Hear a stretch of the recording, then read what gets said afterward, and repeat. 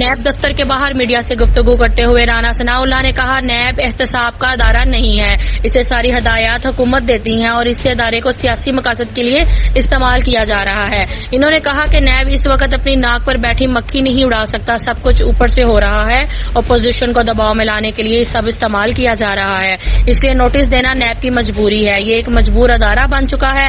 مزید جانتے ہیں فیصل آباد سے بیورو چیف رانا اسامہ ہمارے ساتھ لائن پر موجود ہیں۔ جی رانا اسامہ، مزید تفصیلات سے آگاہ کیجیے گا۔